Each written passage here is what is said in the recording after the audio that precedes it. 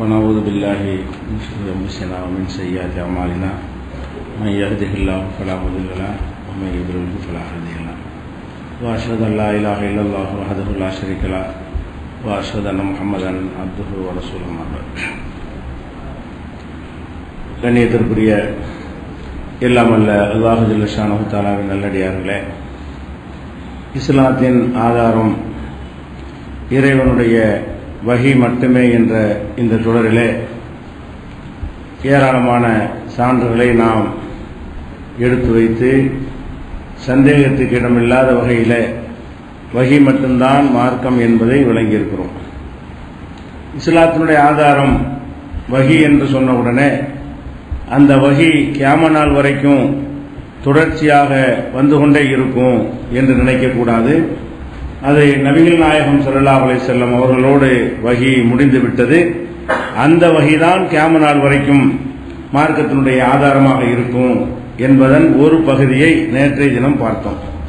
அதனுடைய தொடர்ச்சியாக நபிகள் நாயகம் ஸல்லல்லாஹு அலைஹி வஸல்லம் சொன்னார்கள், நான் மற்ற நபிமார்களை விட 6 தனிச்சிறப்புகள் கொடுக்கப்பட்டிருக்கிறேன்.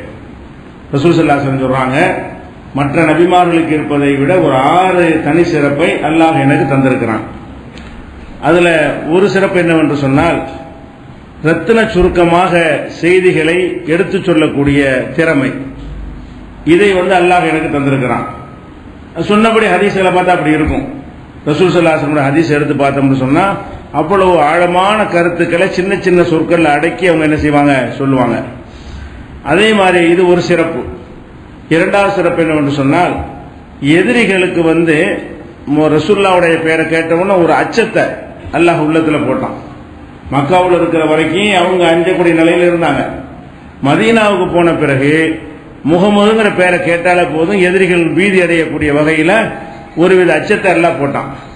அதையும் சொல்றாங்க, உன்னுசிர்த்து பிர்ருபி, எதிரிகள் உள்ளத்தில் அச்சத்தை ஏற்படுத்தி நான் உதவி செய்யப்பட்டிருக்கிறேன். இது வேற நபிமார்களுக்கு கொடுக்காத எனக்கு அல்லாஹ் கொடுத்திருந்த ஒரு தனி சிறப்பு. அதே மாதிரி யுத்தங்கள் நடக்கும் பொழுது, இஸ்லாத்திற்காக, மார்க்கத்திற்காக, சத்தியத்திற்காக வேண்டி போர் செய்யும் பொழுது எதிரிகள்கிட்ட கைப்பற்றக்கூடிய அந்த பொருள்கள் இருக்கு இல்லையா, யுத்தம்னா எதிரிகள் குதிரை ஜாமெல்லாம் கொண்டு வந்திருப்பாங்க. அதை கைப்பற்றினால் முந்தைய சமுதாயம்லாம் என்ன செய்யணும் என்றால், அந்த பொருள்களை ஒன்னா குவித்து தீ வைத்து கொளுத்திடணும், யூஸ் பண்ணக்கூடாது. எதிரிகள்கிட்ட கைப்பற்றின கனிமத்துன்னு சொல்றோம் இல்லையா, அந்த கனிமத்துங்கிற பொருளை ரசூல் ஸல்லல்லாஹு அலைஹி வஸல்லத்துக்கு முன்னாடி வரைக்கும் என்ன சட்டம் என்றால், அதை பயன்படுத்தாமல் எரித்து விட வேண்டும். எதிரிட்டு கைப்பற்றணும்ல, அவங்க காசு நமக்கு என்னத்துக்கு என்கிற காரணத்தினால அதை எரித்து விட வேண்டும் என்ற சட்டம் இருந்தது. இப்ப ரசூல் ஸல்லல்லாஹு அலைஹி வஸல்லத்துக்கு அல்லாஹ் என்ன அதை ஹலால் ஆக்கிட்டான். போர்க்களத்தில் எதிரிகள்கிட்ட கைப்பற்றின பொருளாக இருக்குமே ஆனால் கனிமத்து நம்ம எடுத்துக்கொள்ளலாம், போர் வீரர்களுக்கு பங்கிட்டு கொடுக்கலாம், இந்த மாதிரி ஹலாலாக்கப்பட்டிருக்கிறது. அதை சொல்றாங்க. அடுத்த எனக்கு தந்த சிறப்பு என்னவென்றால், உஹில்லத்திலியல் கனாயிமும், கனிமத்து என்ற போர்க்களங்களில் எதிரிகளிடத்திலே கைப்பற்றப்படுகிற பொருட்கள் எனக்கு ஹலாலாக்கப்பட்டிருக்கிறது. எனக்குன்னா என் சமுதாயத்திற்கு ஹலாலாக்கப்பட்டிருக்கிறது. இது மற்ற நபி கொடுக்காத ஒரு தனி சிறப்பு. அதே போல ஜுஇலத்திலியல் அர்து தஹூரம் மஸ்ஜிதா, பூமி முழுவதுமே தொழும் இடமாகவும் தூய்மை செய்யத்தக்கதாகவும் எனக்கு ஆக்கப்பட்டிருக்கிறது. முந்தைய சமுதாயம் எல்லாம் எல்லா இடத்திலும் தொழ முடியாது. அந்த வழிபாட்டு தலத்தில் மட்டும்தான் அவங்க தொழ முடியுமே தவிர எந்த இடத்திலையும் தொழுவதற்கான அனுமதி முந்தைய சமுதாயங்களுக்கு கிடையாது. ரசூல் ஸல்லல்லாஹு அலைஹி வஸல்லம் சமுதாயத்திற்கு வழிபாட்டு தலத்தில் தொழுவது சிறப்பித்து சொல்லப்பட்டு இருந்தாலும் எங்க வேண்டாலும் தொழுவலாம். வீட்டில் தொழுவலாம், ரோட்டில் தொழுவலாம், காட்டில் தொழுவலாம், சுத்தமான எந்த இடத்துல வேண்டும் வாகனத்தில் போய் கொண்டே தொழுகலாம். அப்ப எல்லா பூமி முழுவதுமே தொழுவதற்குரிய இடமாக எனக்கு ஆக்கப்பட்டிருக்கிறது. முந்தைய சமுதாயத்துக்கு அப்படி இல்லை என்று ஒரு சிறப்பை சொல்றாங்க. அதே மாதிரி பூமியில தயமம் செய்யறவங்கள சுத்தம் செய்யறது, மண்ணை கொண்டு தயமம் செய்கிறது, இது ரசூலுல்லாஹ்வுக்கு மட்டும் கொடுத்த அதான் சுத்தம் செய்யக்கூடியதாக ஆக்கப்பட்டிருக்குங்கிறாங்க. இதை சொல்லிட்டு கடைசியா சொல்றாங்க, ஒரு சிறுத்து இலல் ஹல்கி காஃபா, நான் மனித குலம் படைப்பினம் முழுவதற்கும் அனுப்பப்பட்டிருக்கிறேன். மனுஷ குலத்துக்கு மட்டுமல்ல, ஜின்னையும் சேர்த்து சொல்றாங்க. படைப்பினங்கள் அனைவருக்கும் நான் ரசூலாக அனுப்பப்பட்டிருக்கிறேன். நபியூன், என் மூலம் நபிமார்களுக்கு முத்திரையிடப்பட்டு விட்டது, எனக்கு பிறகு யாரும் வரமாட்டார்கள்.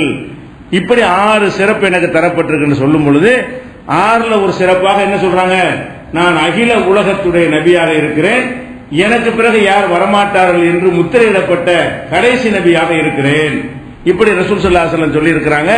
இது முஸ்லிம் நூல்ல 812வது ஹதீஸாக இடம்பெற்றிருக்கிறது. அப்ப நம்ம என்ன விளங்குறோம், நபிகள் நாயகம் ஸல்லல்லாஹு அலைஹி வஸல்லத்துக்கு பிறகு யாரு நபி, நானும் நபி, நான் ரசூல் எவனா சொல்வானேயானால், அல்லது இந்த வார்த்தையை சொல்லாம வஹி எனக்கு வருது என்கிற தோரணைகள் சொல்வானேயானால் அவன் பொய் சொல்லுகிறான், அவன் அல்லாஹ் மேல இட்டு கட்டுகிறான், மிகப்பெரிய அநியாயக்காரனாக இருக்கிறான் என்று நம்ம என்ன செய்யணும், விளங்கிக் கொள்ள வேண்டும். அடுத்ததாக ரசூல் ஸல்லல்லாஹு அலைஹி வஸல்லம் சொல்றாங்க, இது புகாரியில 3455வது ஹதீஸாக இடம்பெற்றிருக்கிறது. கானத்து பனு இஸ்ராயீல தசூசுஹுமுல் அம்பியா, இஸ்ரவேல் சமுதாய மக்களை எல்லாம் நபிமார்கள் தான் தலைமை தாங்கி வழி நடத்தினார்கள். ரசூலுல்லாஹ் சொல்றாங்க, இஸ்ரவேல் மக்களுக்கு தலைவர் யாரு தான் இருப்பாங்க, எந்த காலகட்டத்திலும் நபி தான் இருப்பார். அப்ப குல்லமா ஹலக்க நபியும் ஹலபஹு நபியும், ஒரு நபி மரணித்து விட்டால் அடுத்த நபி அந்த இடத்துக்கு வந்து விடுவார்.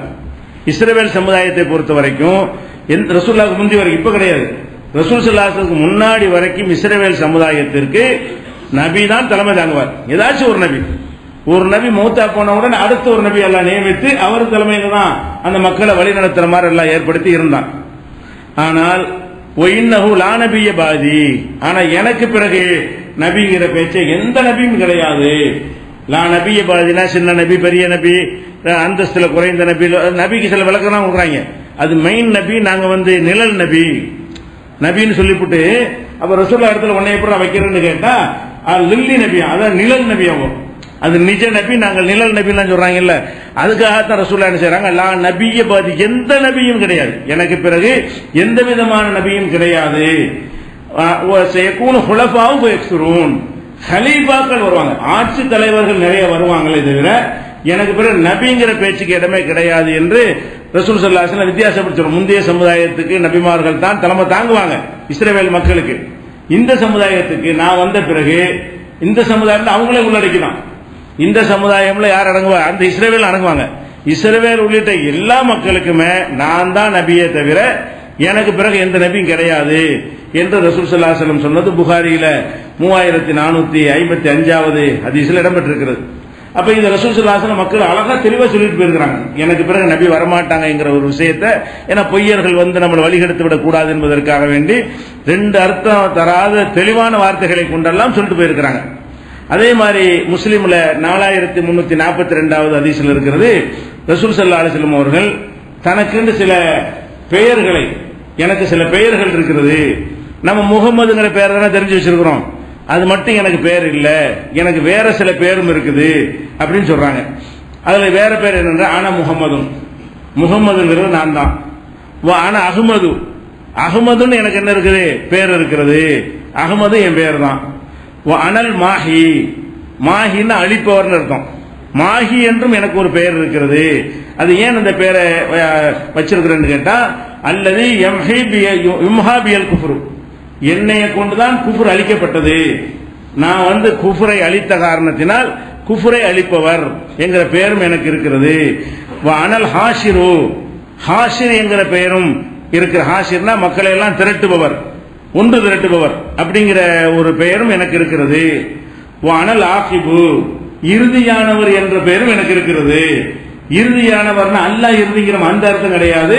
ரசூலுல்லாஹ் இறுதிக்கு விளக்கம் கொடுக்குறாங்க, உல் ஆகிபு அல்லது லைஸ பாதஹு நபியும், எனக்கு பிறகு எந்த நபி வரமாட்டாங்க இல்லையா, அந்த வகையில் நான் இறுதியானவன் என்ற பெயர். ரசூலுல்லாஹ்வுக்கு இறுதியானவர் ஒரு பெயரை அல்லாஹ் கொடுத்திருக்கிறான்.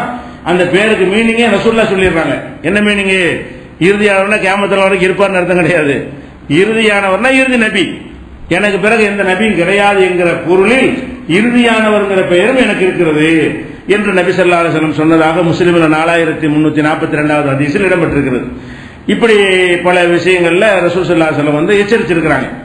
அது போக இன்னொரு சந்தர்ப்பத்தில் சொல்றாங்க, ஒரு கனவுல ரசூல் ஸல்லல்லாஹு அலைஹி வஸல்லம் கையில எல்லா பொக்கிஷமும் கொடுக்கிற மாதிரி கனவு காண்றாங்க. கனவுல எல்லா ராஜ்யங்களும் அவங்க கையில் வந்துச்சுல, பெரும்பாலான கைசர் கிஸ்ராவெல்லாம் விழுந்துட்டாங்க. அனைத்து ராஜ்யங்களுடைய பொக்கிஷமும் சாவியும் அவங்க கையில கொடுக்கிற மாதிரி ஒரு கனவை காண்றாங்க. அப்ப என்னுடைய கையில வந்து தங்கத்தினால 2 காப்புகள், என்னுடைய கையில தங்கத்தினால 2 காப்பு போடுற மாதிரி கனவுல காண்றேன். அது ரொம்ப பாரமா இருக்குது. 2 காப்பா இருந்தாலும் என் கையை பிடிச்சி இழுத்து அழுத்துற அளவுக்கு அந்த 2 காப்புகளும் பாரமாக இருந்தது. அப்ப இது என்னன்னு எனக்கு தெரியல. அப்ப அல்லாஹ்ட்ட இருந்து எனக்கு என்ன வஹி வருதுன்னு கேட்டா, இவங்க தான் உனக்கு ஊதி விடணும்னு ஊத சொல்லுவான் அல்லாஹ் கனவுலையே. ஊதணும்னு பறந்துடும். அப்ப அல்லாஹ் அதுக்கு விளக்கம் சொல்றான். என்ன சொல்றான்னு கேட்டா, உனக்கு பிறகு 2 பொய்யர்கள் இந்த உம்மத்துல தோன்றுவாங்க, அந்த 2 பேரும் தோற்கடிக்கப்படுவார்கள், அவங்க தான் இதுன்னு சொல்லி ரசூல் ஸல்லல்லாஹு அலைஹி வஸல்லம் அறிவிப்பு செஞ்சான். முசைலமாங்கிற ஒரு ஆள் ஒன்று, அதே மாதிரி வந்து சன்னாவுல இருந்த ஒரு ஆள், யமாமாங்கிற ஒரு பகுதியில் இருந்த ஒரு 2 பேருடைய முசைலமா ஒன்று, இன்னொன்று வந்து பேர் அதில் வரல, சன்னாவை சேர்ந்த ஒருத்தர்னு சொல்லப்பட்டிருக்கு. அப்ப தனக்கு பிறகு தொட்டு 2 நபி பொய்யர்னு வருவாங்கன்னு ரசூலுல்லாஹ் எச்சரிச்சாங்க. அதே மாதிரி 2 பேர் நபின்னு சொல்லி வந்தாங்க. அவங்க அபூபக்கர் ரலியல்லாஹு காலத்தில் அவங்க ஒடுக்கப்பட்டார்கள். இதெல்லாம் 72 கூட்டத்தில் இந்த வரலாறுல சொல்லி இருக்கிறோம். அப்ப தனக்கு பிறகு வரக்கூடிய அடுத்து தொட்டு வரக்கூடிய நபிமார்களை பத்தி சொல்லி இருக்கிறாங்க. இன்னும் 30 பேர் வந்துகிட்டே இருப்பானுவோ, சொல்லிக்கிட்டே இருப்பாங்க, நம்பி ஏமாந்துடாதீங்க என்றெல்லாம் ரசூல் ஸல்லல்லாஹு அலைஹி வஸல்லம் தெளிவான வார்த்தைகளை கொண்டு, நான் தான் கடைசி நபி, எனக்கு பிறகு நபி இல்ல, வஹி இல்ல, இனிமே அல்லாஹ்விடமிருந்து எந்த செய்தியும் புதுசா வராது என்று தெளிவுபடுத்தி விட்டார்கள். இத குர்ஆனுடைய வசனங்கள்லையும், இது ஹதீஸ்ல தெளிவான வார்த்தைகள் இருக்குது. குர்ஆன்ல இது மாதிரியான வசனங்கள்லாம் இருக்கு. இதெல்லாம் நோட் பண்ணி வைத்துக் கொண்டீர்களே, ஆனால் எதிர்காலத்தில் உங்களை யாரும் ஏமாற்றி விடாமல் இருப்பதற்காக உதவும். அதில் ஒரு வசனம் என்னவென்றால் 7வது அத்தியாயத்தில் 158வது வசனம், அல்லாஹ் சொல்லுகிறான், குல் நபியே நீங்கள் சொல்லுங்கள், யா அய்யுஹன்னாஸ் மனிதர்களே, இன்னி ரசூலுல்லாஹி இலைக்கும் ஜமீஆ, நான் உங்கள் அனைவருக்குமான அல்லாஹ்வின் தூதன். மனிதர்களே கூப்பிட்டு விட்டு உங்கள் அத்தனை பேருக்குமான அல்லாஹ்வுடைய தூதன். அப்ப இந்த குர்ஆன் எவ்வளவு காலம் வரைக்கும் இந்த யா அய்யுஹன்னாஸ் கூப்பிட்டு இருக்கிறோமோ அது வரைக்கும் யார் தான் தூதர்? அவங்க தான் ரசூல் ஸல்லல்லாஹு அலைஹி வஸல்லம் தூதர் என்று அல்லாஹ்வே சொல்லுகிறான். அவங்க உலக நபி என்பதற்கு இது ஒரு ஆதாரமாக இருக்கிறது.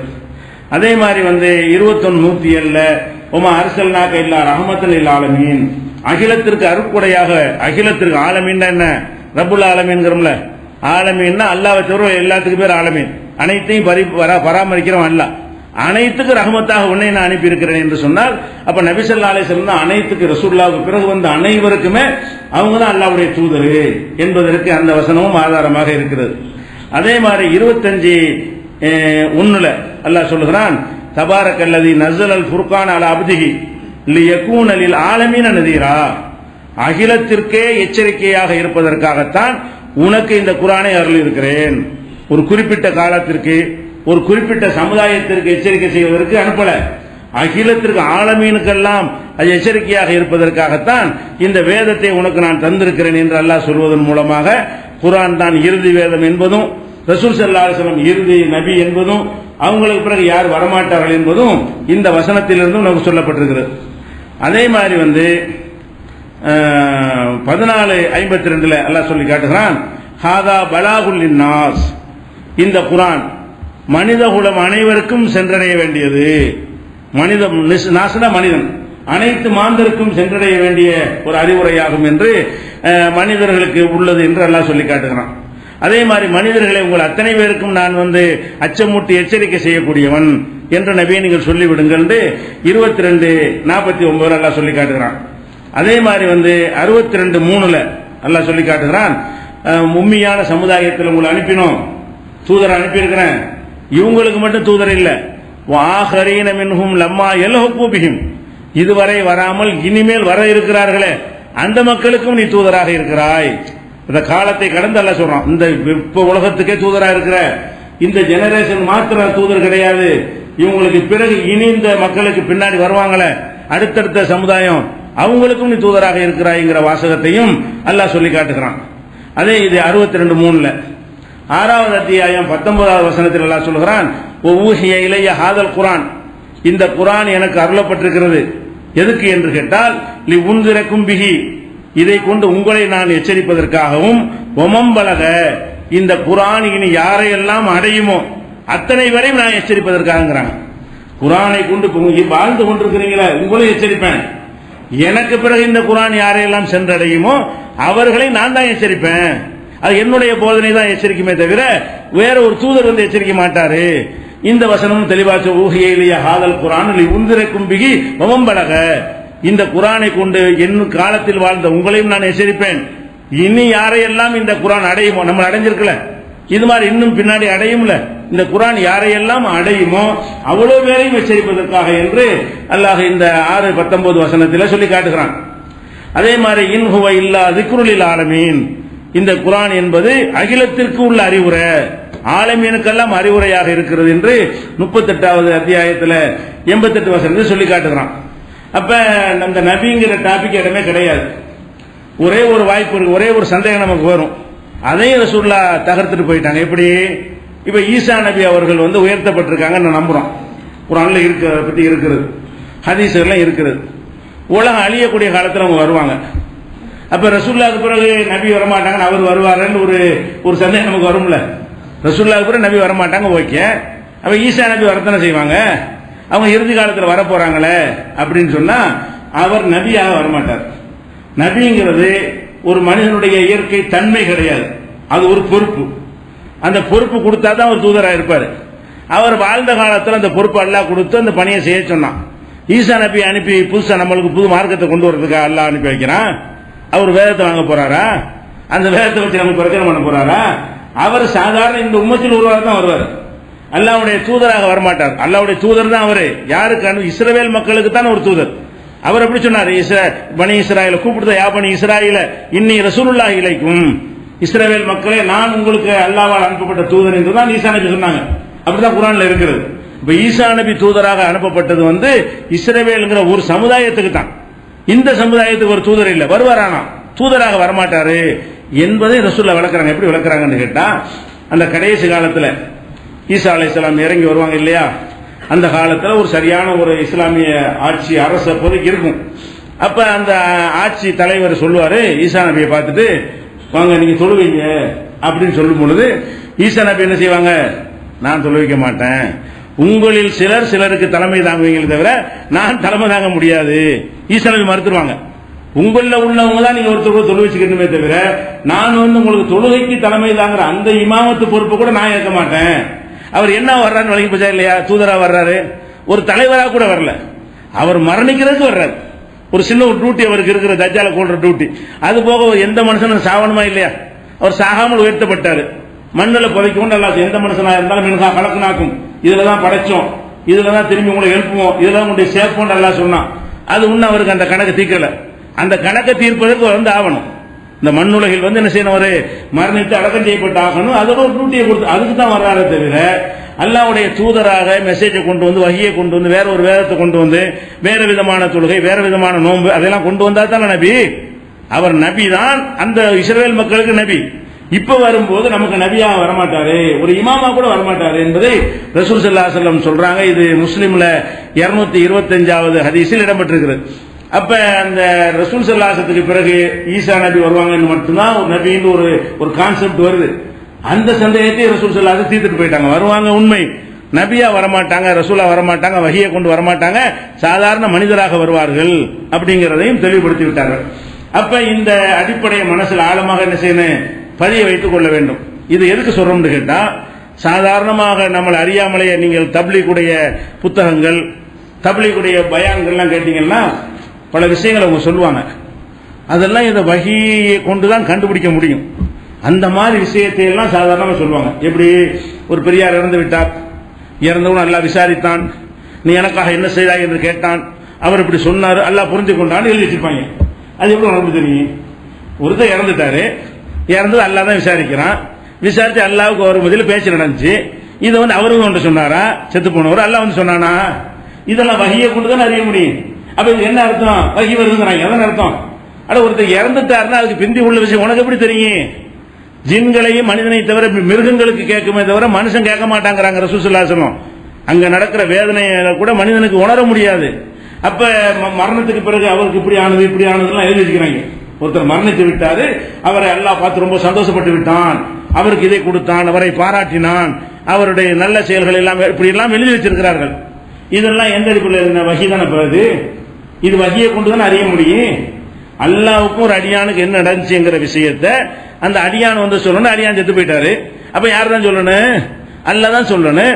அந்த சொல்றது யார்கிட்ட சொன்னா அந்த வகையை வாங்கின ஆள் யார்? அதெல்லாம் கிடையாது. பெரியார்கள் சொல்ல கேட்டிருக்கிறோம், பெரியார்கள் சொல்லியிருக்கிறார்கள், பெரியார்கள் சொல்லியிருக்கிறார்கள் என்று சொல்லிக்கொண்டு இப்படியான கதைகள்லாம் சர்வ சாதாரணமாக பயான்கள் எல்லாம் சொல்லக்கூடிய காட்சியை பார்க்கிறோம். அதாவது மௌத்துக்கு பிறகு, ஒருத்தர் மரணத்திற்கு பிறகு பல பேர் சொர்க்கத்தை அடைந்ததாக எல்லாம் எழுதி வைத்திருக்கிறார்கள். இது எப்படி அறிய முடியும்னு கேட்டா வகியை கொண்டு தான் அறிய முடியும். அப்ப இவங்க அந்த வகி வருமாங்கிற அந்த அடிப்படை விளங்கி இருந்தா அந்த கட்டுக்கதை எழுத முடியுமா? இதை நம்ப முடியுமா? இது எப்படி எழுதுங்க? சட்டை பிடிச்சி கேட்க மாட்டீங்க. இது எப்படி உனக்கு தெரியும்? இந்த செய்தி உனக்கு சொன்னவன் யாரு? அல்லாஹ் விசாரிச்சானா? எப்ப விசாரிச்சான்? விசாரிச்சுட்டு யார்கிட்ட வந்து இதை சொன்னான்? அல்ல உங்ககிட்ட சொன்னான் அந்த மாதிரி அந்த அடியாரை விசாரிச்சு அப்படி நம்ம கேட்கணுமா இல்லையா? என்ன சோர்ஸ்? இந்த செய்தி எப்படி உனக்கு கிடைச்சி? குர்ஆன்ல இல்ல, ஹதீஸ்ல, ரசூலுல்லாஹ் அளவுக்கு பிந்தி நடக்குது. பிந்தி நடக்கிற விஷயம் எப்படிப்பா நமக்கு தெரியும்? தெரியாது. அப்ப அந்த மாதிரியான கதைகள்லாம் பார்த்தோம்னா ரொம்ப வகியில விளையாண்டு இருக்கிறார்கள். வகி வராதுன்னு சொல்லிக்கிறாங்க, ரசூலுல்லாஹ் கடைசி நபின்னு சொல்லிக்கிறாங்க. ஆனா ஒரு பக்கம் வாய் சொல்லுமே தவிர நிறைய விஷயங்கள் வந்து இந்த வகியை கொண்டுதான் அறிகிற விஷயங்களை எல்லாம் சர்வ சாதாரணமாக பயான்கள் என்கிற பெயர்ல என்ன செய்யறாங்க? செய்து கொண்டிருக்கிறார்கள். அதிலிருந்தெல்லாம் எச்சரிக்கையாக நம்ம கவனமாக இருந்து கொள்ள வேண்டும். இது ஒரு இந்த வகி சம்பந்தமா அறிந்து கொள்ள வேண்டிய முக்கிய விஷயம். அடுத்ததாக இன்னொரு விஷயம் இருக்கிறது. இந்த வகின்ற உடனே உங்களுக்கு அருளப்பட்டதை பின்பற்றுங்கள் அப்படின்னு சொல்லப்படுது. இந்த அருளப்பட்டதுன்னு சொன்ன உடனே சில வழிகேட்டர்கள் என்ன சொல்றாங்கன்னா அது குர்ஆனைத்தான் பின்பற்றணும், குர்ஆன் மட்டும்தான். அருளப்பட்டதுன்னா எது? குர்ஆன் மட்டும்தான். ரசூல் ஸல்லல்லாஹு அலைஹி வஸல்லம் எந்த ஒரு விளக்கமோ அவங்களுடைய வழிகாட்டுதலோ அது மார்க்கம் கிடையாது, அதை பின்பற்றக்கூடாது. ஏன்னா அல்லாஹ் சொல்வது என்ன? உங்களுக்கு இறைவனிடமிருந்து அருளப்பட்டதை பின்பற்றுங்கள், அல்லாஹ்விலிருந்து வர்ற செய்தியை பின்பற்றுங்கள், வஹியை பின்பற்றுங்கள் என்று அல்லாஹ் சொல்றான். வஹின்னா இதுதான், குர்ஆன் தான். அதனால குர்ஆனை மட்டும்தான் பின்பற்றணுமே தவிர குர்ஆனில் இல்லாமல் ரசூல் ஸல்லல்லாஹு அலைஹி வஸல்லம் சொன்னதாக எந்த செய்தி வந்தாலும் அதை நாம ஏற்றுக்கொள்ள மாட்டோம் அப்படின்னு சொல்லி இந்த அகல குர்ஆன்ங்கிற பெயர்ல பல பெயர்கள்ல உலகம் முழு சின்ன சின்ன கூட்டம் இருந்து கொண்டு அவங்க ஹதீஸ்களை முழுமையாக நிராகரிக்கக்கூடியவர்களாக இருக்கிறாங்க. அப்ப அவங்க எதனால அப்படி சொல்றாங்கன்னு கேட்டா இந்த நம்ம ஏற்கனவே எடுத்துக்காட்டின வசனங்கள் இருக்குல்ல, அதெல்லாம் குர்ஆனை தான் குறிக்க நினைச்சுக்கிட்டாங்க. அதாவது இறைவனிடமிருந்து அருளப்பட்டதை பின்பற்றுங்கள், அல்லாஹ்விலிருந்து வந்த செய்தியை பின்பற்றுங்கள், அல்லாஹ் தான் மார்க்கத்தை சொல்வது அதிகாரம் படைத்தவன், அதை பின்பற்றுங்கள். இப்படி எல்லாம் நம்ம எவ்வளவு சொன்னோம். இவ்வளவு விஷயமும் எதைத்தான் குறிக்குது? அது குர்ஆனை தான் குறிக்குமே தவிர ரசூலுல்லாஹ்வை குறிக்காது. அல்லாஹ் தானே வஹிக்கு அதிகாரி, அல்லாஹ் தானே வஹியை தரணும், இவர் சொல்ல நான் ஏன் கேட்கணும் அப்படிங்கிற மாதிரியான ஒரு தோரணையில் மறுக்கிறவர்களா இருக்கிறார்கள். உச்சகட்டமா மறுக்க போய் ரசூலுல்லாஹ் ஒரு சாதாரண ஒரு மனிதனுடைய தரத்தை விட கீழே வைத்து பேசக்கூடிய அளவுக்கெல்லாம் அவங்கள அல்லாஹ் வந்து நான் வழிகேட்டில் விட்டுதான், வழிகேட்ட முத்த வைத்து விட்ட காட்சியை பார்க்கிறோம். அப்ப குர்ஆன் மட்டும்தான் வஹியா? அது விளங்கிக்கணும். குர்ஆன் வஹிங்கிறது சந்தேகம் கிடையாது. வஹின்னா என்ன? அல்லாஹ்விடமிருந்து வர்ற செய்தி தான் வஹி.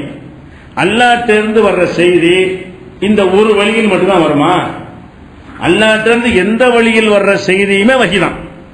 குர்ஆன்ங்கிறது ஒரு வகையான வஹி, குர்ஆன் மட்டுமா வஹி? கிடையாது. இப்ப எடுத்துக்கிட்டோம்னு சொன்னா அல்லாஹ் குர்ஆன்ல சொல்றான் வஹிங்கிறது 3 வகை இருக்குங்கிறான். குர்ஆனை தானே பின்பற்றணுங்கிற. சரி, குர்ஆன்ல அல்லாஹ் என்ன சொல்லி காட்டுறான்? வஹி வந்து 3 வகை இருக்கிறது. 42வது அத்தியாயத்தில் 51வது வசனத்தில் அல்லாஹ் சொல்லி காட்டுகிறான், மா கானலி பஷரின், எந்த ஒரு மனிதராக இருந்தாலும் ஐயு கல்லிமஹுல்லாஹு, அல்லாஹ் அவர்கிட்ட பேசுவதாக இருந்தால் இல்லா வஹியன், ஒன்னு வஹி மூலமாக பேசுவான், அவ் மின் வராயி ஹிஜாபின், திரைக்கு அப்பால் இருந்து பேசுவான், அவ் யுர்சில ரசூலன், ஒரு தூதரை அனுப்பி ஃபயூஹி பிஇذنஹி மா யஷா, அவன் நாடியதை அவர் வழியாக தெரிவிப்பான். இந்த 3 வகையாக அல்லாஹ் வந்து மனிதர்களுக்கு, மனிதர்கள் நபிக்கு தான், மனிதர்களுக்கு என்ன செய்யறான்? செய்திகளை அறிவிக்கிறான். அப்ப அல்லாஹ்விடமிருந்து வரக்கூடிய செய்திகள் வந்து 3 வகையில் இருக்கிறது. ஒரு வகை என்ன? ஒரு ரசூலை அனுப்பி, ரசூல்னா மலக்கு, ஒரு மலக்கு அனுப்பி அந்த மலக்கு வழியாக அவன் என்ன நினைக்கிறானோ சொல்லி அனுப்புவான். இப்ப குர்ஆன் அந்த வகையில் ஒண்ணுதான். குர்ஆன்ங்கிறது எந்த வகையில் வந்ததுதான்? ஒரு மலக்கு, ஜிப்ரீல்ங்கிற மலக்கு அனுப்பி அவர் வந்து என்ன செய்வார்? லவ்ஹுல் மஹ்ஃபூல்ல இருந்து அந்த மெசேஜ் எடுத்து கொண்டு வந்து ரசூலுல்லாஹ்ட்ட சொல்லிட்டு போவார். அதே ஜிப்ரீல் வேற வேற செய்தி கொண்டு வந்திருக்கிறார், லவ்ஹுல் மஹ்ஃபூல்ல இல்லாத விஷயங்களை எல்லாம், அது குர்ஆன்ல சேராது. அப்ப இதெல்லாம் எத்தனை மலக்குமார்கள் வந்து ரசூலுல்லாஹ்ட்ட வந்து என்ன செய்யறாங்க? அவங்க பக்கத்தில் உட்கார்ந்து பேசிக்கிட்டு இருந்த மாதிரிலாம் வரும். அதுவும் தூதர் மூலமா வர்றதுதான். அப்ப அந்த வஹி என்பதுல மலக்குகள் வழியாக வருவது என்பது ஒரு வகை. இந்த ஒரு வகை இல்லாம நேருக்கு நேரம் அல்லாஹ் பேசியிருக்கானா இல்லையா? நேருக்கு நேரம் மூசா நபிட்ட பேசினான்ல, ஜிப்ரீல் அனுப்பியா பேசினான். மூசா அலைஹிஸ்ஸலாம் அவர்களை வந்து அல்லாஹ் என்ன செய்யறான், ஒரு இடத்துக்கு நேரம் வர சொல்லி அவங்கள்ட்ட பேசுறான். எப்படி பேசுறான்? அவள் அம்மா ஜா மூசா லிமீகாத்தினா, மூசா நாம் வாக்களித்த இடத்திற்கு வந்த பொழுது கல்லமஹு ரப்புஹு, அவருடன் அவருடைய இறைவன் உரையாடினான். இறைவன் வந்து உரையாடினான். உரையாடும்போது அவர் கேட்கிறாரு, எல்லாம் உன் சத்தம் தானே எனக்கு கேட்குது, உன்னை பார்க்கணும்னு கேட்டார்ல, நேற்று சொன்னோம்ல, கால ரப்பி அருணி அல்லுரை இழைக்க, இறைவா உன்னை பார்க்கணும் எனக்கு காட்டு. கால அந்தராணி, நீ என்னை பார்க்கவே முடியாது. உலாக்கின் ஊங்குயிலல் ஜபல், அந்த மலையை பார். ஃபைனிஸ்தகர்ர மகானஹு வஸௌவ தரானி, அது அந்த இடத்தில் அசையாமல் இருக்குமே, ஆனால் அப்ப நீ என்னை பார்க்கலாம். இப்படிங்கிற விஷயத்தை எல்லாம் சொல்லி காட்டுறாங்க. அப்ப இந்த மூசா நபிக்கும் அல்லாஹ்வுக்கும் நடந்த உரையாடல் 7:143 இருக்கிறது. இன்னும் 20வது தாகா அத்தியாயத்திலும் இந்த உரையாடல் வருது. என்னெல்லாம் வருது? கையில ஒண்ணு கைத்தறி வச்சிருப்பாரு. அல்லாஹ் கேட்பான், மாத்திருக்க யமீனிக்கு யா மூசா, மூசாவை கையில ஒண்ணு வச்சுக்கிறது என்ன? அது என் கைத்தடி, அதை கொண்டு எழுதலைகளை பறிச்சு போடுவேன், மற்ற தேவைகளுக்கு நான் பயன்படுத்திக்கிறேன், என் ஆடு மாடுகளுக்கு யூஸ் பண்ணிக்கிறேன் அப்படின்னு சொல்லுவாரு. அப்படியே சாதாரண கைத்தறி தானே, இப்ப கீழே போட்டு பார்ப்போம், அது பாம்பாக அப்படி மாறும். இப்படி எல்லாம் அல்லாஹ் பேசுறான். யார்கிட்ட பேசுறான்? மூசா நபிட்ட பேசுறான். அப்ப அல்லாஹ்ட்ட இருந்து வர்ற வஹி ஜிப்ரீல் மூலமா வர்றது மட்டும்தான் வஹியா இருந்தா, இது என்னது? இது அல்லாஹ்ட்ட இருந்து வந்த செய்தியா வேற யார் செய்தி? நேரத்தில் பேசியிருக்காங்கல்ல. அப்ப அல்லாஹ்விடமிருந்து வர்ற செய்தி என்பது ஜிப்ரீல் மூலமாக லவ்ஹுல் மஹ்பூல்ல பாதுகாக்கப்பட்டு இருக்கு பாருங்க, 7, அங்கிருந்து எடுத்து கொண்டு வந்து தர்றதுதான் குர்ஆன். குர்ஆன் என்று அல்லாஹ் அங்க எழுதி வச்சிருக்கான். உலகத்தை படைக்கிறதுக்கு முன்னாடியே அந்த செய்தியை அப்பப்ப எடுத்துக்கொண்டாந்து அல்லாஹ்வுடைய உத்தரவு பிரகாரம் ரசூலுல்லாஹ்வுடைய உள்ளத்துல போடுவார் ஜிப்ரீல். இது ஒரு வகை. அல்லாஹ் ஜிப்ரீல் மூலமா வர்றது ஒரு வகை. இது அல்லாம இதே மலக்குகள் மூலமா இன்னும் சில செய்திகள்லாம் வரும். இது எல்லாமே மலக்கு வழியாக வந்த ஒரு செய்திங்கிற தலைப்புல ஒரு பாதி தலைப்பு தான் குர்ஆன்ங்கிறது. மலக்குகள் வழியாக பல செய்தி வந்திருக்கிறது. அதுல ஒரு வகையான செய்திக்கு பேர் என்னது? குர்ஆன்ங்கிறோம். இது அல்லாம மேராஜில் ரசூல் அல்லாஹ்ட்ட உரையாடினானா இல்லையா? பார்க்கவில்லை, பேசினானா இல்லையா? நேருக்கு நேரம் பேசி இருக்கிறான், அப்படியும் செய்வான். அது போக இன்னொரு விஷயம் என்னன்னு, திரைக்கப்பால பேசுறது. அல்லாஹ் பார்க்க முடியாது, பேச முடியும். யாருக்கு? இறை தூதர்களுக்கு. அப்படியும் அல்லாஹ் பேசி இருக்கிறான். அது மாதிரி இறை தூதர் அல்லாத மரியமுக்கெல்லாம் மலக்கு அனுப்பி இருக்கிறான். மரியம் அலைஹிஸ்ஸலாம் அவர்கள்ட்ட எல்லாம் பேசுறதுக்கு மலக்குகளை அனுப்பி வைத்திருக்கிறான். இது போக இன்னொரு வகை என்னன்னா, உள்ளுணர்வில் பேசுவது, மனசுல போடுவது. இது அல்லாஹ் தான் போடுறான்னு அவங்களுக்கு தெரியும். இறை தூதர்களா இருப்பார்களே ஆனால் அல்லாஹ் சொல்ல வேண்டிய செய்தியை மலக்கு மூலமும் சொல்லி அனுப்புவான். மலக்கு மூலம் சொல்லாம நேரவே கூப்பிட்டு வா இது செய்யி போ வா அப்படின்னு சொல்லுவான். அது ஒரு வகை. அப்படியும் சொல்லாம அவன் நினைத்த கருத்தை என்ன செய்வான்? கல்புல போடுவான். இது அவங்களுக்கு நபிமார்களுக்கு தெரியும். இது நம்மளாம் இட்டுக்கட்டளை, இது அல்லாஹ் தான் இந்த செய்தியை நமக்கு சொல்றான் அப்படின்னு நபிமார்களுக்கு புரிகிற வகையில் என்ன செய்வான்? அவங்களுடைய உள்ளத்துல போடுவான். அந்த அடிப்படை இப்ப தொழுகைகளா இருக்கணும் வைங்களேன், தொழுகை நிலைநாட்டுங்கள் அல்லாஹ் சொல்லிவிட்டான். ரசூல் ஸல்லல்லாஹு கையை ஒசத்துனாங்க, இதெல்லாம் வந்து இட்டு கட்டி அவங்களா சொன்னதில்லை. கையை ஒசத்துங்கிறது அங்க இருந்து வந்த மெசேஜ் தான். அது எந்த வகை? அது 3வது வகை. ஒரு வகையான வகை வந்து மலக்கு அனுப்பி பேசுறது, அதுல குர்ஆன் அடங்கும். இன்னொரு வகையான வகை வந்து நேருக்கு நேரம் பேசுவது, அல்லாஹ்வே அந்த அடியார்ட்ட நேருக்கு நேரம் பேசுவான் பார்க்காம, அது ஒரு வகை. இன்னொரு வகை என்னவென்று சொன்னால் உள்ளுணர்வுல ஏற்படுத்துறது. இதுக்கு உதாரணம் சொல்வதாக இருந்தால், தேனி இருக்குல்ல, தேனிக்கு கூட அல்லாஹ் வஹி அறிவிச்சேன்னு சொல்றான். தேனீக்கள் இருக்கு பாருங்களேன், தேனின்னு ஒரு கொசு இருக்கு இல்லையா, அதுக்கு வந்து அல்லாஹ் வௌஹா ரப்புக இலன் நஹ்லி, தேனீக்களுக்கு அல்லாஹ் வஹி அறிவித்திருக்கிறான். என்ன வஹி அறிவித்திருக்கிறான்? நீ எங்க எவ்வளவு தொலைவுக்கு வேண்டாலும் நீ பிரயாணம் பண்ணிப்போ, ஒரு சிரமம் இல்லாமல் உன்னுடைய கூட்டுக்கு நீ திரும்பி வருவாய் அப்படின்னு நான் தேனிக்கு வஹி அறிவித்தேங்கிறான். தேனீக்கள் இன்னைக்கு ஆராய்ச்சி பண்றாங்க, அது எங்க கொண்டே விட்டாலும் சுத்திக்கிட்டு கரெக்டானதுக்கு வந்துடும். பல்லாயிரக்கணக்கான மைல் பயணம் செஞ்சாலும் ஆகாயத்தில் ஏதாவது சிக்னல்லாம் போட்டா காட்டுவாங்க, எப்படி போனோன்னு தெரியாது. ரோட்ல போனாலும் நம்ம தடுமாறிடுறோம். ரோட்ல எவ்வளவு அடையாளங்கள் பார்க்க முடியும். இந்த பக்கம் ஒழுங்கு பச்சை கட்டுறது, இங்க ரோடு வளையுது, இந்த இது இருக்குன்னு கண்டுபிடிச்சு திருப்பி வந்துடலாம். அதே மாதிரி ஆகாயத்தில் என்ன இருக்கு? அடையாளம் ஒண்ணுமே இருக்காது. அந்த ஆகாயத்தில் பறந்து போன தேனீக்கள் என்ன செய்யும்? திரும்பி அதே மாதிரி வந்துடும். எத்தனை ஆயிரம் கிலோமீட்டர் போனாலும் வந்துடும். கம்ப்யூட்டர்களால் கூட அந்த மாதிரி வழிகளை கண்டுபிடிக்க இயலாதுன்னு சோதனை பண்ணி அதை நிரூபிச்சிருக்கிறாங்க. அப்ப தேனீக்களுடைய வழி அறியும் திறன்கிற தலைப்புல நம்ம திருக்குர்ஆன் தமிழாக்கத்தில் கூட அந்த அறிவியல் அந்த ப்ரூஃபை எழுதியிருக்கிறோம். எதுக்கு சொல்றோம்? இதை சொல்லும்போது அல்லாஹ் என்ன செய்யறான்னு கேட்டா, அவுஹா ரப்புக இலன் நஹ்லி, தேனிக்கு வஹி அறிவித்தேன். தேனிக்கு குர்ஆனை கொடுத்தானப்ப ஜிப்ரீல் அனுப்பி சொன்னானா? அது உள்ள போடுறான். தேனியுடைய ப்ரோக்ராம் உள்ளத்துல அதுக்குரிய ப்ரோக்ராம செட்டிங் பண்ணி விட்டேன் அப்படிங்கிறதுக்கு வஹிங்கிற வார்த்தை எல்லாம் என்ன செய்யறான், பயன்படுத்தி இருக்கிறான். அந்த மாதிரியான ஒரு அடிப்படையில் தான் ரசூல் 3 வகையான வஹி இருக்கு. குரான்ல குரான் வஹி தான். குரானே குரான் மட்டும் வஹின்னு சொல்லல, குரான் வஹி தான்.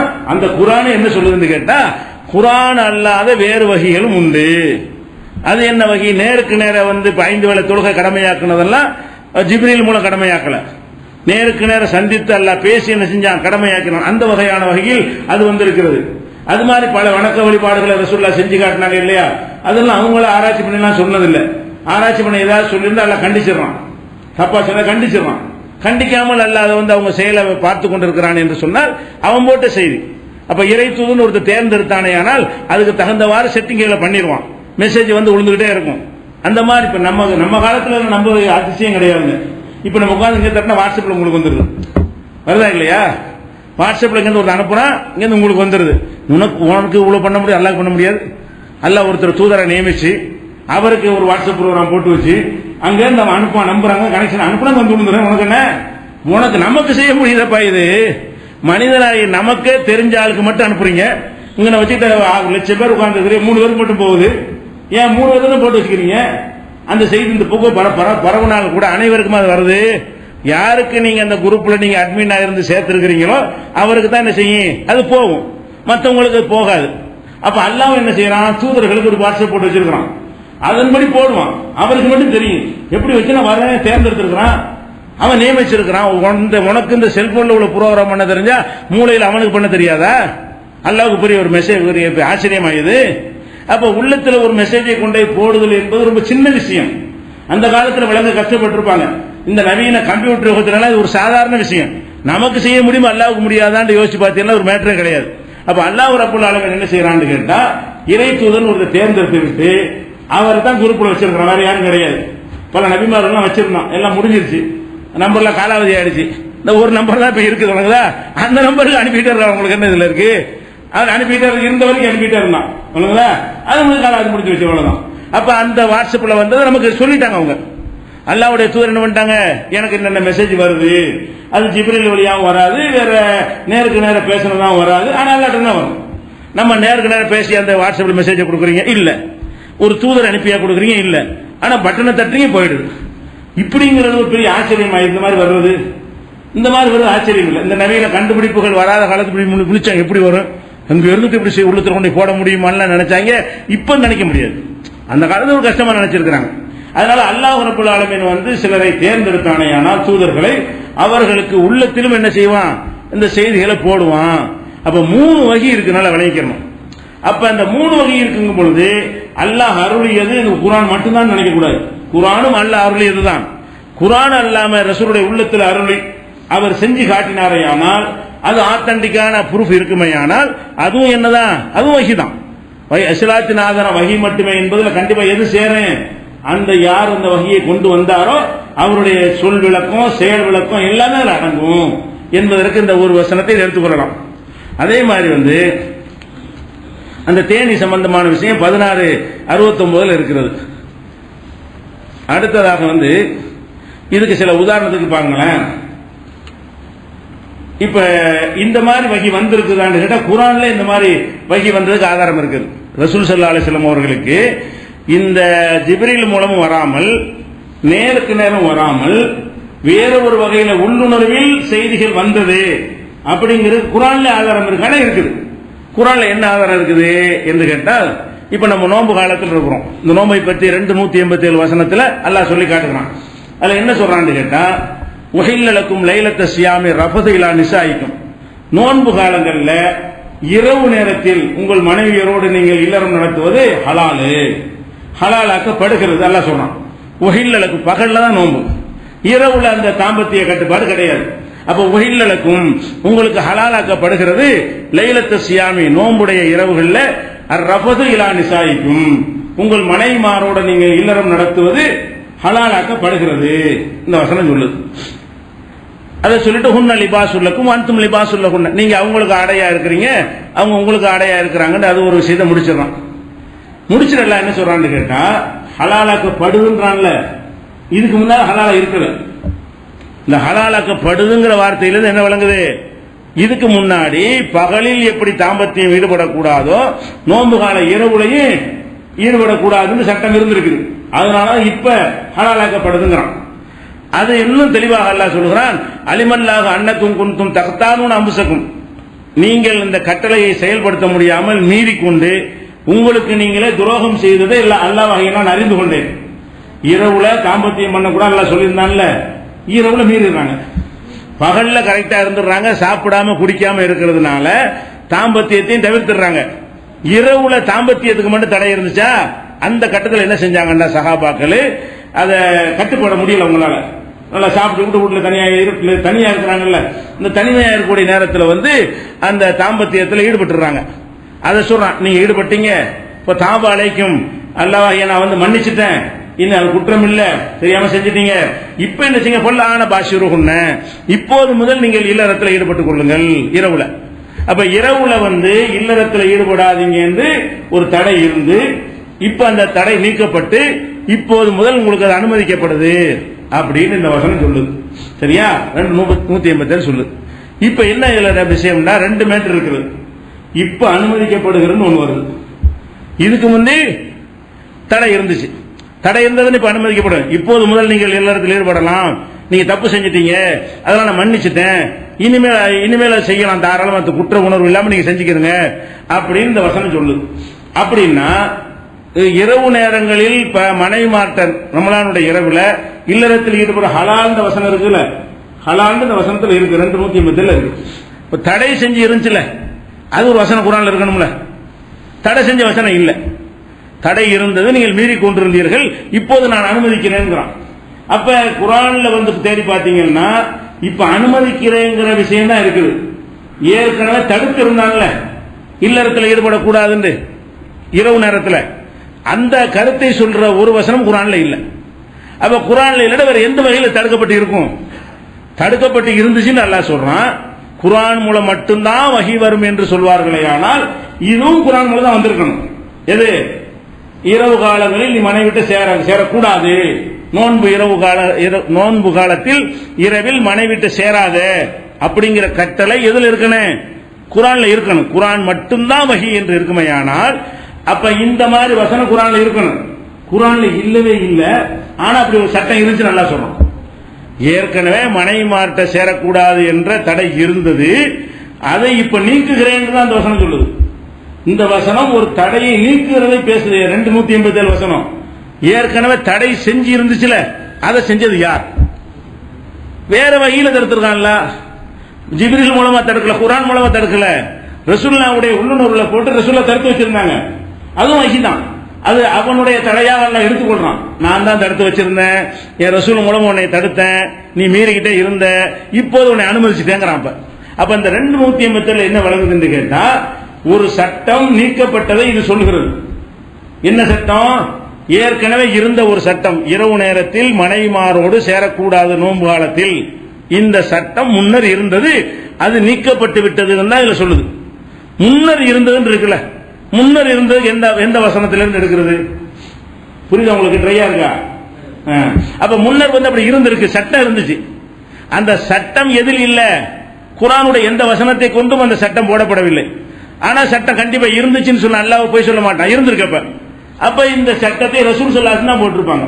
அப்ப ரசூலுல்லாஹ் போட்ட அந்த சட்டத்தை அல்லாஹ் தான் போட்ட சட்டமாக ஆக்கி, நீங்க மீறிக்கிட்டே இருக்கிறீங்க, உங்களால செய்ய முடியல, நான் இப்ப நீக்கிட்டேன், இனிமே இரவு நேரத்தில் தாம்பத்தில் ஈடுபடுங்க நல்லா சொல்லி காட்டுறான். அந்த 3 வகையான வகை இருக்குங்கிற அந்த வசனத்தை ஒட்டியதாகவும் அதற்கு விளக்கமாகவும் இந்த 287 வசனம் இருக்கிறத பார்க்கணும். அதே மாதிரி இப்ப கிப்லா இருக்குல்ல, கிப்லா இப்ப நம்ம காபத்துல்லாவை நோக்கி தொழுதுகிட்டு இருக்கோம். இப்ப இந்த பக்கம் அப்படி போனா நேர போனா காபாவை போய் இந்த செய்ய முட்டும். உலகத்தில் எங்க இருந்து தொழுதாலும் காபாவை நோக்கி தொழுகிறோம். ஆனா ரசூல் ஸல்லல்லாஹு அலைஹி வஸல்லம் அவர்கள் மக்காவில் இருக்கும்போது என்ன செஞ்சாங்கன்னா காபாவை நோக்கி தொழுதாங்க. மக்காவில் காபா இருக்குது, மக்காவில் இருந்த காலத்தில் காபாவை நோக்கி தொழுதாங்க. ஹிஜ்ரத் செய்து மதீனாவுக்கு வந்த பிறகு அங்க யூதர்கள்லாம் பைத்துல் முகத்தஸ் நோக்கி தொழுதுட்டு இருக்கிறத பாக்குறாங்க. யூதர்களுடைய கிப்லா எது? பைத்துல் முகத்தஸ். அதுவும் ஒரு புனிதமான அல்லாஹ்வுடைய ஆலயம் தான். அந்த ஆலயத்தை நோக்கி எல்லாரும் தொழுகிறாங்க. உடனே ரசூலுல்லாஹ் என்ன செஞ்சாங்கன்னு கேட்டா, திசையே என்ன முக்கியம் அப்படின்னு சொல்லிட்டு பைத்துல் முகத்தஸை நோக்கி அவங்க தொழுவ ஆரம்பிச்சிடுறாங்க கொஞ்ச நாளைக்கு. அதுக்கப்புறம் என்னன்னு கேட்டா மறுபடியும் கிப்லாவை இந்த பக்கம் திரும்புங்க எல்லாட்டும் கட்டளை வந்துருச்சு. முதல்ல காபாவை நோக்கி தொழுகிறாங்க, அப்புறம் மதீனாவுக்கு போன பிறகு பைத்துல் முகத்தஸ் நோக்கி தொழுகிறாங்க, அப்புறமேல திரும்பவும் காபாவை நோக்கி தொழுவுமாறு எல்லாட்டும் உத்தரவு வந்துச்சு. அது இன்னைக்கு வரைக்கும் நீடிக்கிறது.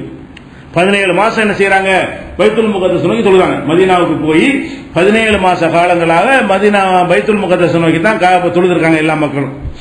இப்ப அந்த மேட்டர்ல இந்த 3 விஷயத்தை ஞாபகம் வச்சுக்கிறேன்.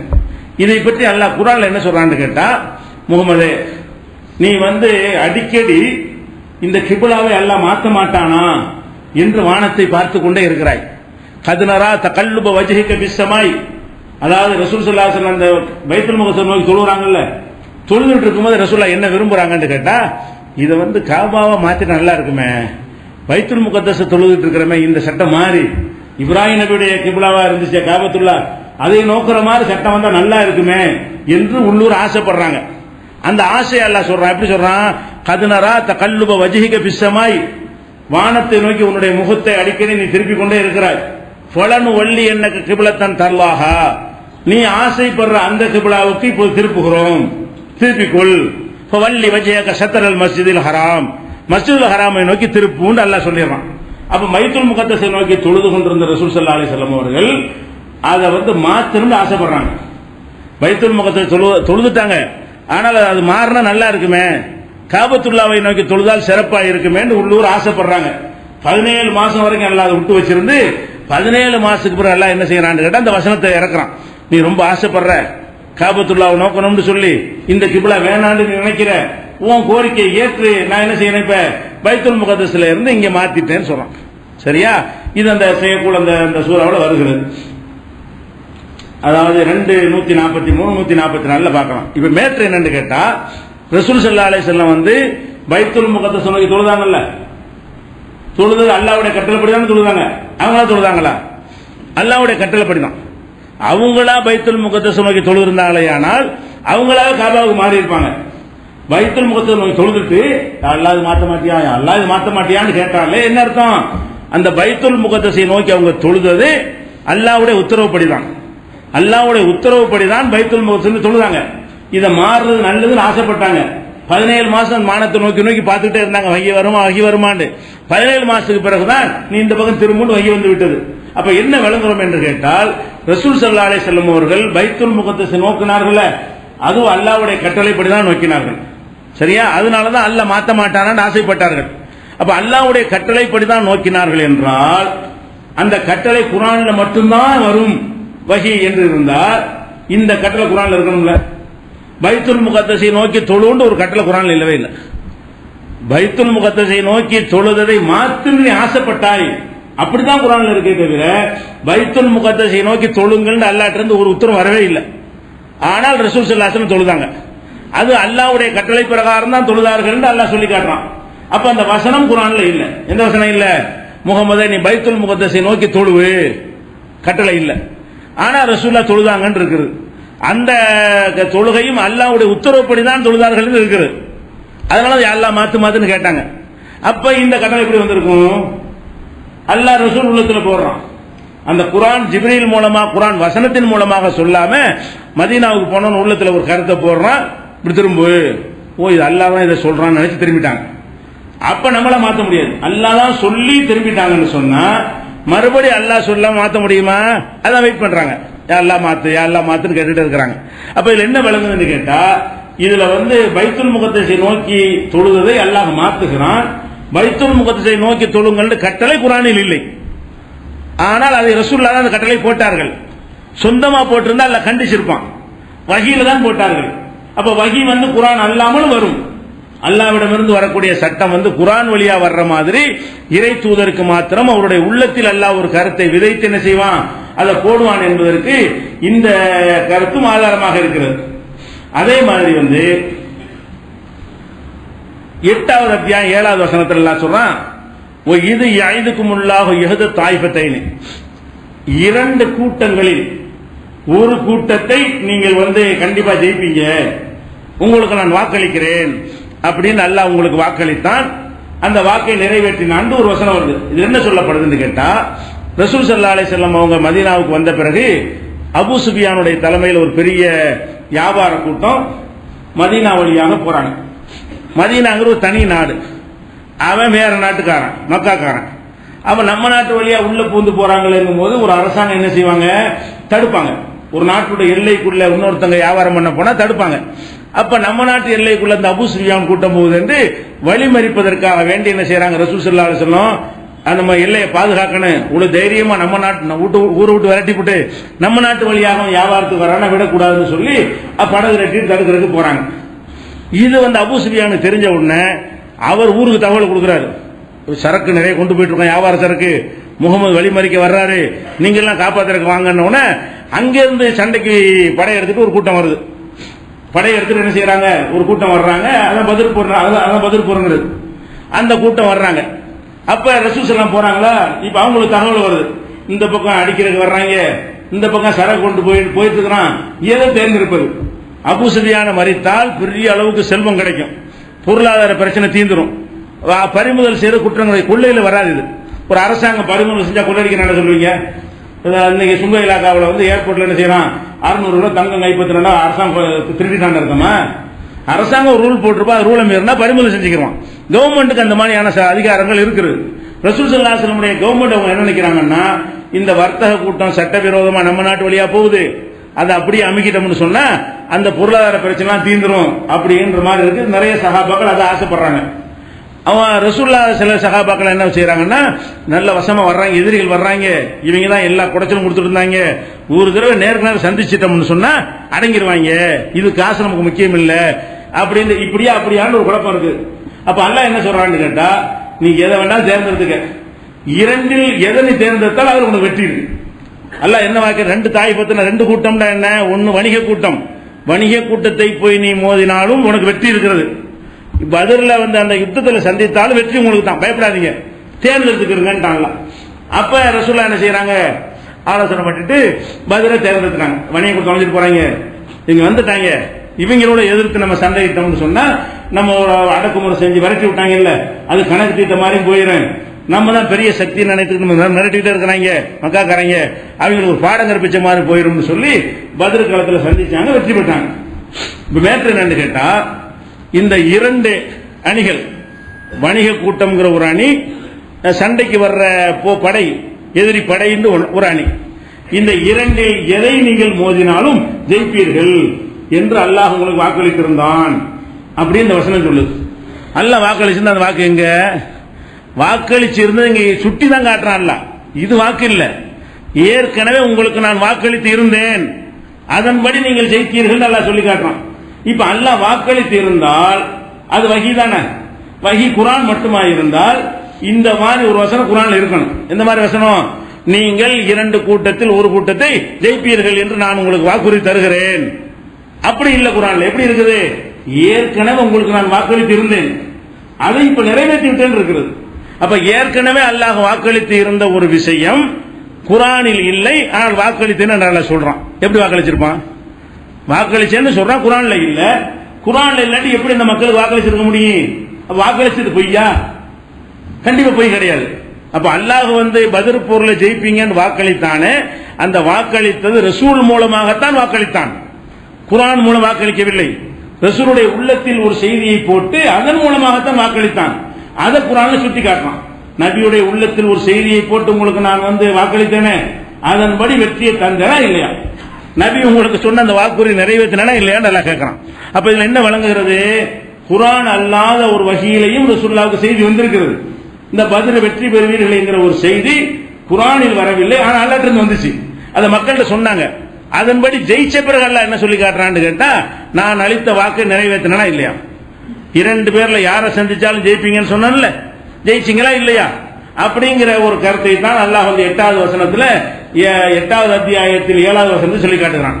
அப்ப அந்த குர்ஆன 3 வகையான வகி இருக்குன்னு சொல்றோமே, அந்த வகையில ஜிப்ரீல் மூலமா வர்ற வகி இருக்கிற மாதிரி நபிமார்களுடைய உள்ளங்களில் சில கருத்துக்களை அல்லாஹ் போடுவான், அவங்க அதை மக்கள்கிட்ட சொல்லுவாங்க, அதுவும் அல்லாஹ்வுடைய செய்தி தான். அப்படி சொன்ன அந்த 3 கிப்லா மாத்துற விஷயத்தையும் அல்லாஹ் ரசூலுல்லாஹ் உள்ளத்துல தான் போட்டான்.